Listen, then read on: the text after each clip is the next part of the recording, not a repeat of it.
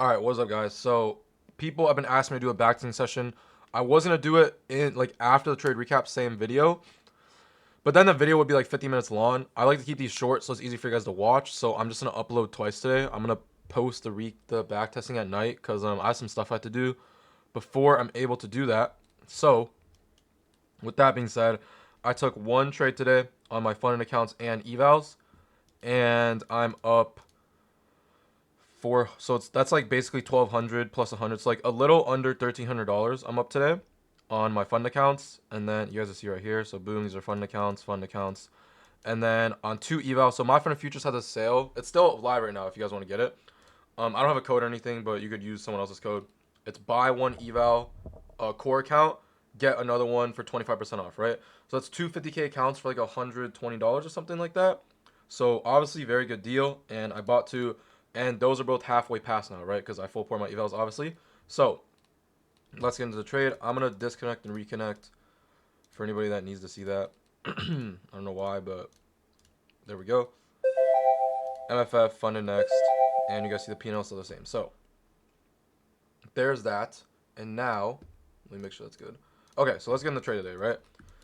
So very, very simple today. It was risky trading in this price action because we had Trump speaking, obviously, but I really wanted to see price react at this. Like, it's not like a level, but it's like this general area, and I really want to see us get a reaction, especially after dumping this much. So that's why I took the trade, right? I'm very confident in the trade, and like Trump didn't say anything too crazy. So, and obviously that's gambling, but like he didn't say anything crazy. And again, guys, if your setup is there, bro, unless like it's actually like some crazy stuff like FOMC or like you're trading 1 minute before CPI or PPI, like I feel like it's fine. Like bro, if this is like new home sales and you're scared to trade that because your setup's there, I feel like you're just tripping. So that being said, I took a 3 minute inverse. I had to limit order it because my TP was at this 15-minute gap, and we also had equal highs there, right? So I had to limit order it a little down here, and sorry. And I'm gonna tell you guys why this is the area I want to see price react. So right here. Also, it's actually crazy because Blake posted his recap and he said the exact same thing as me. I ended up winning the trade though, and he ended up losing because I think he put his stop loss a little higher since he wanted a 1-to-1. I just accepted that I could miss out in the trade, and I just limit ordered, so I got the best entry I wanted in order for my stop loss to be where I want it to be, if that makes sense. And I'll go over that in a second. But now, what do we have here, right? We have a 4-hour gap CE right here, which is this blue line. And we go to 1-hour gap. We have a 1-hour order block.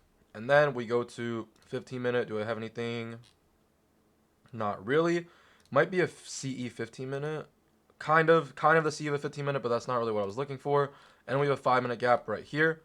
Right here. You guys see this box? 5-minute gap. So in this like sort of area of price, we have a 1-hour order block, 4-hour CE that we reacted to the tick, as you guys can see right there, and then a 5-minute fair value gap, right? So everything lines up. Like, do you guys see, like, especially when I'm limit ordering stuff overnight, when I showed you guys the other day, you see I'm like stacking these things on top of each other to give myself the best probability. Like, you just want to keep stacking the confluence on top of each other, and that's how I knew, like, not I knew obviously, but like I had a really high conviction, or, like I had high confidence we are gonna react off of this, right? So what do we get? We got a 3-minute inverse fair value gap, which is my model. Is a typical standard textbook mech model. Let me see the 4-minute. Yep. So highest time frame is the 3-minute inverse fair value gap, stop. So usually stop would be at the candle low, guys, but in this case, very special occasion. This was just purely off my discretion, right? I wanted my stop loss below the wick. Why? Because we're rejecting off of a 4-hour CE. We're rejecting off of this level. So this is a 5. This wick is like kind of a rejection block, right? And that means when we could retest this area and reject off it. Like, guys, if like Powell takes an entry, okay, so I'm not saying like I'm not saying you should be entering out this rejection block. Like, it's just like a regular wick to some people. But like, let's say this was like a pretty crazy rejection block, right? Like, it was high chance. And let's say Powell was limit ordering the CE of it. That means like he's like banking on us retesting the rejection block and then the price not going below it. That's why he's a 5-point stop loss, right? Again, this is not. I'm not saying this is a trade you would take. This is just an example. So with that being said, if I think this is a 5-minute rejection block, then I think that price could easily come down, retest it, and then continue up to my take profit. So that's why I wanted my stop loss here, and that's why I had to limit order it in order for me to get a good stop loss on this trade, right? So obviously we're all the way up here, and I just accepted the fact that if we just completely ripped, then I would miss on the trade. I'm completely fine with that because this is only a 20-point trade, and the R is not good anyway. So in cases like these guys, you just have to be completely fine with missing out on the trade because it's not like too high probability anyway. There's no break even area for you to protect yourself. Like I wouldn't even go break even here because like this is only 20 points. I'm just hoping like the price, like we just go to take profit or we go to stop loss and prove me wrong. So yeah, with that being said, that is a 3-minute inverse, and then we started accumulating, and I was like, okay, well if we're accumulating because obviously Trump's speaking, we're probably gonna be fine. Like even though it came all the way down here because this is just the AMD, right? So if we cut this off, because some people emotionally took out, and I was like, bro, you're retarded. So look, we have an AMD here. Accumulation, and then we manipulate, we get a bullish SMT. We get a bullish SMT, and we manipulate. And now I'm like, after I see this, I'm like, yeah, this shit's going to take profit. And then as you guys can see, boom, there's a distribution, easy TP, right? So some people were taking out here. I was like, bro, what are you doing? Like, obviously, like, no, like, I wasn't, like, talking to them, but, like, you guys know I trained VC with my friend, and he messaged a lot of people. So he was like, bro, like, these people are taking out and whatever. And I was like, bro, shut the fuck up. Like, no one's, like, I'm not taking out. And obviously he didn't want to take out either, but, like, you guys get the point. I'm just yapping. Like, people are taking out. Like, this is literally a bullish SMT, AMD. Like, it's about to hit take profit. No reason you should be taking out here. And, yeah, that is the trade for today. Nothing too special about that, except for the fact that we were trading while Trump was speaking. So, other than that, this was a very, very nice trade in my opinion. Obviously, the risk to reward could have been better. Like, if you just took this 3-minute close, it was pretty bad. Like, you just get stopped out.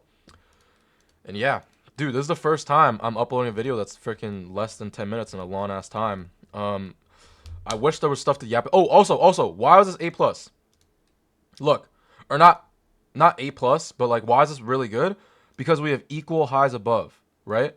So we have equal highs, and it's a 15-minute gap that's unfilled, so that's our target. Equal highs, and then we have all of our other confluences, right? If we had an SMT here, I generally would put all like both of my nuts on this trade, like because that's how good it would be, right? So when there's equal highs above, guys, and you're taking a long, or there's short equal lows below, and you're taking a short, it automatically makes your trade like way, way better. If you guys need an indicator for that, you can use this one called Equal Highs and Lows by Jay Zester. And as you see, it marks everything out. Even if we have like high time frame, equal highs and lows, see it marks it out. Even if we have like one, I don't know if you're gonna see them in the 1 hour, but oh, here we go. See, even if we have equal highs and lows in the 1 hour, or like they're very spaced out equal highs and lows. So like last night, as you guys could see, we had like these spaced out equal highs and lows, and marks that out for you too. And if you go here, I think we had some other. I was looking at Asia last night. Yeah, so if you look right here, these are pretty spaced out equal highs and lows. Like everything gets marked out for you automatically, so you never have to look for them. But yeah, that's also why I was very confident in this trade, and I was taking it while Trump was speaking, right? But again, guys, there's like a right to both ways, because obviously Trump could say some crazy stuff, and you could get destroyed. So it's fine to dodge it. It's also fine to take it. There's like, you can argue both ways. There's really no right or wrong. The only right or wrong is if you're trading, like trying to trade 1 minute before CPI. Like obviously you don't do that, right? So yeah, with that being said, I'm gonna keep this video under 10 minutes. I will see you guys later for some back testing.